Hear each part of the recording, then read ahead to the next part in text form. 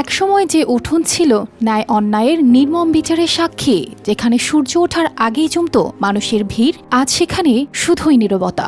কখনো কোনো ভোরে, কখনো কোনো বিকেলে, কিংবা গভীর রাতে যখন ফাঁসির মঞ্চে ঝুলন্ত দেহের ছায়া মাটিতে পড়ত, তখন কি বাতাসে কেঁপে উঠেছিল কোনো অসহায় আকুতি, নাকি বিচারকের চাবুকের আঘাতে হারিয়ে গিয়েছিল শেষ মিনতি? বলছি ফটিকছড়ির ভোজপুর কাজীবাড়ির ঐতিহাসিক ফাঁসির মঞ্চের কথা, যেখানে একসময় প্রতি বছর অন্তত 7 জনের মৃত্যুদণ্ড কার্যকর হতো। আজ সেখানে পড়ে আছে শুধু জরাজীর্ণ দেয়ালের চিহ্ন। মাত্র 100 গজ দূরেই দাঁড়িয়ে আছে নয়নাভিরাম মুঘল স্থাপত্য শৈলীর অনন্য নিদর্শন কাজীবাড়ি মসজিদ।